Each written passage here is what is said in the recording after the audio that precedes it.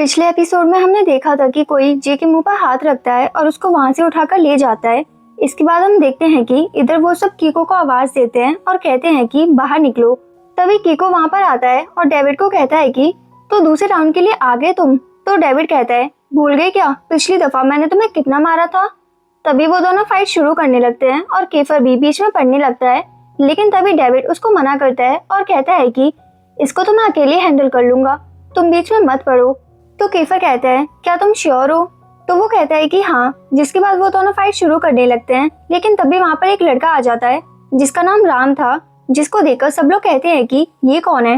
तो वो हंसने लगता है और कहता है कि केफर से पूछो कि मैं कौन हूँ, और कहता है कि मेरे पास तुम लोग के लिए एक सरप्राइज है। जिसके बाद वो अपने लड़कों को इशारा करता है तो वो जे को पकड़कर लेकर आते हैं, जिसको देखकर सब लोग डर जाते हैं क्योंकि अब उनकी सबसे बड़ी कमजोरी राम के पास थी और वो जानबूझकर उन सबको तंग करने के लिए उसको टच करने लगता है। ये देखकर उन सबकी तो जैसे जान ही निकल जाती है। तभी डेविड उसको गुस्से से कहता है कि तुम क्यों हमारे पीछे आई, केफर ने तुम्हें मना भी किया था ना, फिर भी तुमने हमारी बात नहीं सुनी। तो वो कहती है कि फिर मैं क्या करती, न तुम लोग मुझे कुछ बता रहे थे और न ही अपने साथ लेके जा रहे थे, मुझे तुम लोगों की फिक्र हो रही थी। तभी राम कहता है ये लड़की बहुत ज्यादा इंटरेस्टिंग लगी मुझे पसंद आई और उसको टच करने लगता है। तभी वो अपना सर जोर से उसके मारती है और ऊपर से जंप कर लेती है और नीचे खड़े सारे लड़के उसको पकड़ने के लिए भागते हैं।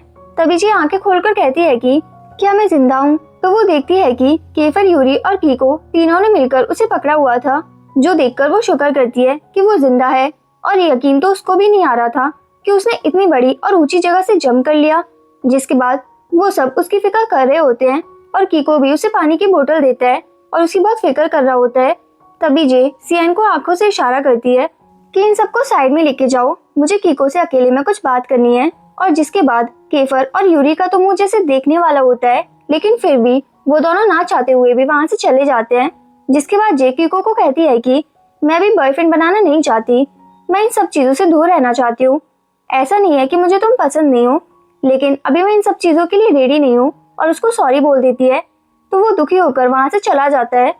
और जब वो सब लोग वापस आते हैं तो उसको वहां पर ना देखकर बहुत ज्यादा खुश हो जाते हैं। जिसके बाद डेविड जी को घर तक छोड़ने जाता है और डेविड उसको कहता है कि तुम हम सब के लिए बहुत स्पेशल हो, हम सबको तुम्हारी बहुत फिक्र है।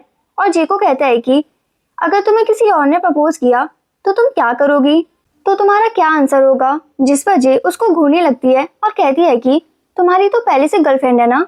तो वो कहता है कि मैं अपनी बात नहीं कर रहा हूँ, मैं किसी और की बात कर रहा हूँ, जैसे कि केफर। तो वो उसको जवाब नहीं दे पाती और वहां से चली जाती है और खुद को कहती है कि मैं इतना पैनिक क्यों कर रही हूँ, वो मुझे प्रपोज क्यों करेगा भला। जिसके बाद वो घर में जाती है तो उसका कजिन उसको कहता है कि बिजनेस में कुछ प्रॉब्लम हो गई है, जिसकी वजह से आंटी आउट ऑफ कंट्री गई हैं और मुझे भी कुछ दिन के लिए जाना होगा, इसीलिए तुम और आयरिस अकेले घर में रहोगे, तो एक दूसरे का ख्याल रखना और मुझे कोई शिकायत मत देना। और वहां से चला जाता है। तो आयरिस जे को कहता है कि अब जब तुम्हें इस घर में रहना ही है हमारे साथ, तो तुम्हें बता दूं कि मेरे कुछ रूल्स हैं जो तुम्हें फॉलो करने होंगे और तुम मुझे बिना बताए घर से बाहर नहीं निकल सकती, और तुम किसके साथ जा रही हो ये भी मुझे पता होना चाहिए। और वो ये सब बता ही रहा होता है, तभी जे के बैग से कुछ नीचे गिरता है तो वो उसको उठाकर देखता है तो वो एक प्रेगनेंसी किट होती है जो पॉजिटिव होती है, जो देखकर वो कहता है ये किसका बच्चा है, केफर या फिर यूरी। तो जे खुद शॉक्ड होती है और उसको कहती है कि नहीं ये किसी और की है, मैंने तो बस ये उठाकर रख ली अपने पास। लेकिन उसका कजिन तो केफर और यूरी को बुला लेता है और कहता है कि ये सब क्या है, तुम दोनों में से ये किसका बच्चा है। तो यूरी तो एकदम चुप हो जाता है, जबकि केफर हंसने लगता है और कहता है ये सब कुछ ज्यादा जल्दी नहीं हो गया। तो जे कहती है कि तुम अपनी बकवास बंद करो। अपने कजिन को कहती है कि अगर आपको मुझ पर यकीन नहीं है तो चलो हॉस्पिटल चलो, वहां पर सबको सच सच पता चल जाएगा। जिसके बाद वो डॉक्टर को बुलाते हैं और केफर तो सारे वक्त ओवर एक्टिंग ही कर रहा होता है और कहता है कि मुझे तो सब्र ही नहीं हो रहा कि मैं कब बच्चे को देखूं। तभी डॉक्टर वहां पर आकर बताती हैं कि जे प्रेग्नेंट नहीं है। तो ये सुनकर केफर जोर से हंसने लगता है और ये देखकर जे को उस पर बहुत ज्यादा गुस्सा आती है और वो जोर से उसके फेस पर एक पंच मार देती है। जिसके बाद यूरी उसके पीछे आता है और उसको सॉरी कहता है, लेकिन जे का मूड बहुत ज्यादा खराब था। अगले दिन वो क्लास में जाती है तो केफर उसको अपने साथ असेंबली में चलने को कहता है। तो वो सोचने लग जाती है कि ये मुझसे नाराज है, फिर भी मुझे अपने साथ असेंबली में क्यों लेकर जा रहा है। जिसके बाद वो सब लोग असेंबली में जाते हैं और वहां पर केफर सबके सामने अपना टास्क चूज कर लेता है और कहता है कि हम लोग गार्बेज कलेक्ट करेंगे और नाइट ड्यूटी देंगे। जो सुनकर सब लोग उनका मजाक उड़ाने लग जाते हैं और जे हैरान होकर केफर को देख रही होती है कि इसको एकदम से क्या हो गया।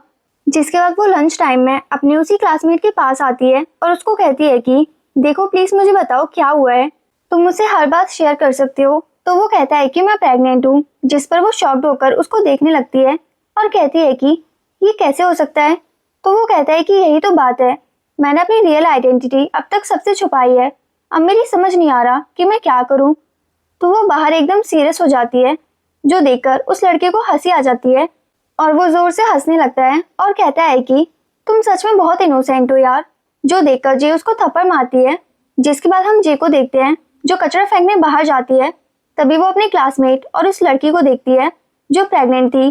वो लड़की सेक्शन ए की थी और बहुत रो रही थी, लेकिन उसका क्लासमेट उसकी रेस्पॉन्सिबिलिटी लेने से साफ मना कर देता है। तो वो लड़की रोते हुए जे को कहती है कि तुम सबकी प्रॉब्लम सॉल्व करती हो तो मेरी भी सॉल्व कर दो ना। तो वो उसको कहती है कि अच्छा ठीक है, मैं बात करके देखती हूँ। जिसके बाद वो अपनी क्लास में जाती है और सबकी तरफ देखकर सोचने लग जाती है कि अब मैं किसकी हेल्प लूँ, सीएन और यूरी की। नहीं, अगर इन लोगों को बताया तो ये लोग ओवर रिएक्ट करेंगे। जिसके बाद वो केफर की तरफ देखती है और फिर खुद से ही कहती है कि ये मैं किसके बारे में सोच रही हूँ, ये तो लड़ाई करेगा। जिसके बाद उसकी नजर डेविड पर पड़ती है तो वो मन में कहती है कि ये बंदा काम का लग रहा है। जिसके बाद वो उसके पास बैठकर उसको कहती है कि क्या तुम मेरे साथ बाहर चलोगे डिनर पर। तो वो कहता है कि तुम मुझे डेट के लिए पूछ रही हो।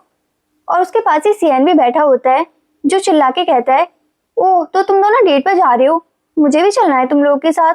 और ये सुनकर केफर और यूरी दोनों ही एकदम अलर्ट हो जाते हैं, तुम हमारे साथ नहीं जा सकते। तो ये सुनकर वो बहुत ज्यादा ड्रामे करने लग जाता है। तो ये कहती है कि अच्छा ठीक है, तुम भी चलना हमारे साथ। जो सुनकर बाकी सबके मुंह बन जाते हैं क्योंकि जे ने उन सबको नहीं पूछा था। जिसके बाद वो सब बाहर जाते हैं एंड बाकी के क्लासमेट्स उनको सीक्रेटली फॉलो कर रहे होते हैं। जिसके बाद जे डेविड को कहती है कि मैंने तुम्हें बात करने के लिए कहा था, ये नहीं कहा था कि मैं तुम्हें डेट करना चाहती हूँ। जिसके बाद वो उसको कहती है कि मुझे बात करनी है। तो वो कहता है कि हाँ बोलो। तो वो कहती है कि मुझे एक बात बताओ, अगर तुम किसी लड़की को प्रेग्नेंट कर दो तो फिर क्या करोगे। तो वो कहता है कि मैं उसकी रेस्पॉन्सिबिलिटी लूंगा और क्या। तो वो कहती है कि अब मैं तुम्हें कैसे बताऊं सारी बात। पर वो कहता है कि मुझे बताने की जरूरत नहीं है, मुझे सब पता है। तो वो कहती है कि हैं।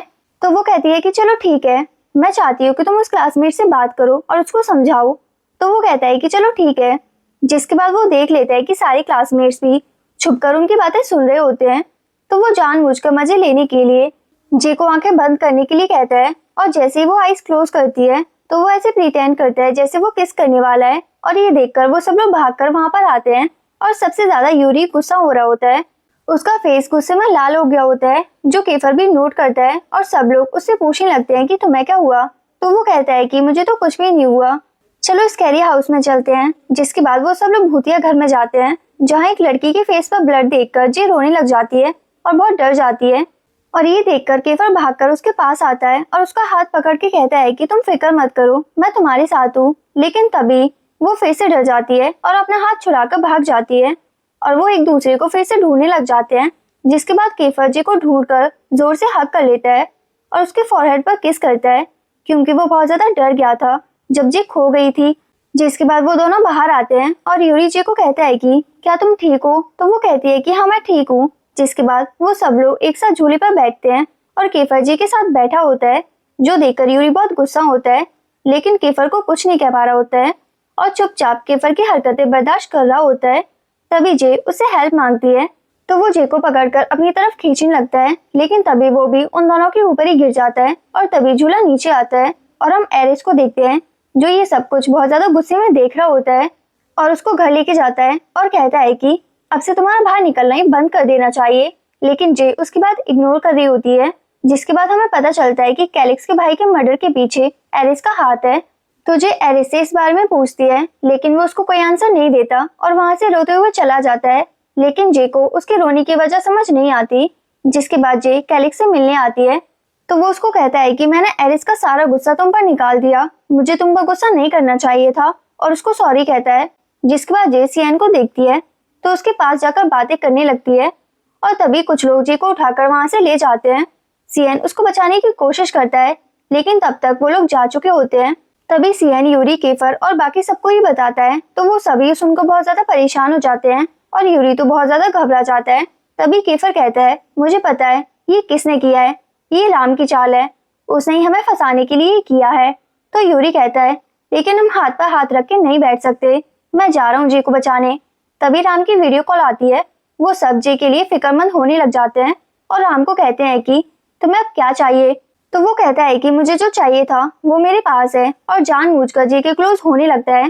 तभी केफर कहता है, अगर जे को कुछ भी हुआ तो उसकी जिम्मेदार तुम होगे। तो राम कहता है, ठीक है, तुम 4 लोग आ सकते हो मुझसे मिलने। आगे क्या हुआ ये जानने के लिए इस वीडियो को दबाकर लाइक करो, शेयर करो और चैनल को सब्सक्राइब कर लो। मिलते हैं नेक्स्ट एपिसोड के साथ, तब तक के लिए टाटा बाय बाय।